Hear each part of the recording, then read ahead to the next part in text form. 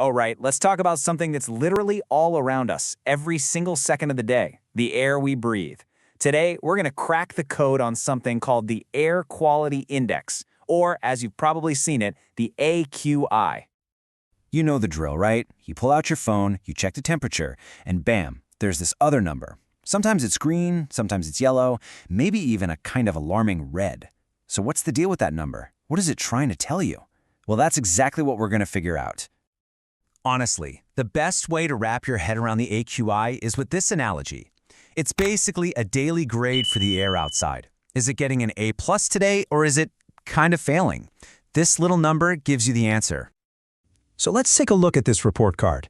What subjects is the air being graded on? And how does it all add up to that final score? Let's dive in. Okay, so here's the official scoop.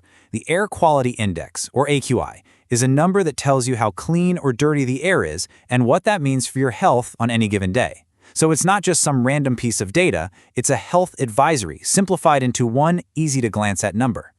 Now, to understand the score, we've got to know what's on the test, right?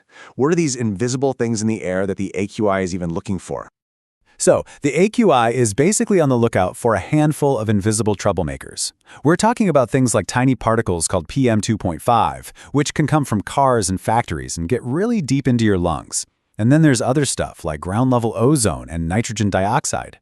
All of these things are what the AQI keeps tabs on to figure out that final score. All right, this is the part you've been waiting for. We know what the AQI is, we know what it's measuring, so how does all that turn into the colors and numbers we actually see? Yep, this is where it all clicks. Once you get this system, you'll be able to look at that AQI number and know instantly what's up and what you should do. Okay, let's run through this because it's actually super simple. Down at the bottom, from 0 to 50, you're in the green. That's good. It's a total green light. Get outside, have fun. Then from 51 to 100, things turn yellow. It's satisfactory. For most of us, it's no big deal, but if you're really sensitive, you might notice something. The moment we tip over 100, we hit orange. That's when you see unhealthy for sensitive groups. We're talking kids, older folks, anyone with asthma. Then as the numbers climb, the colors get more intense, red, purple, maroon, and the advice gets way more serious. It goes from maybe take it easy all the way to seriously, do not go outside. It's amazing how a simple color can tell you so much. And to really hammer this point home, just look at the two extremes side by side. On a good day, the air is great. It's safe. You don't even have to think about it.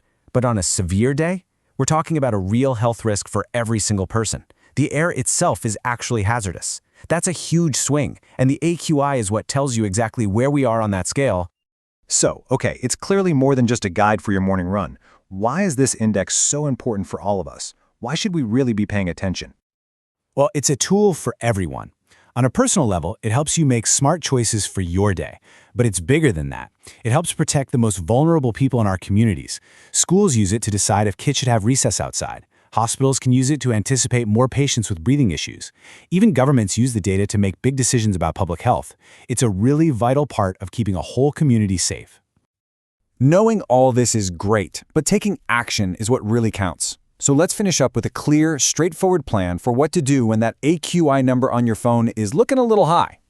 Think of this as your 5-step playbook. Rule number 1, limit your exposure. Just stay inside if you can. Step 2, seal up your space. Keep those windows shut. 3, definitely put that jog or that big workout on hold. 4, if you absolutely have to be outside, a good mask can make a difference. And finally, step 5, if you've got an air purifier, fire that thing up. These are simple things, but they can have a huge impact on your health. So there you have it. That mysterious number on your screen is a mystery no more. It's a report card, it's a health guide, and now it's a tool that you know exactly how to use. The code is officially cracked. So the only question is, what are you going to do with that knowledge? Thanks for tuning in.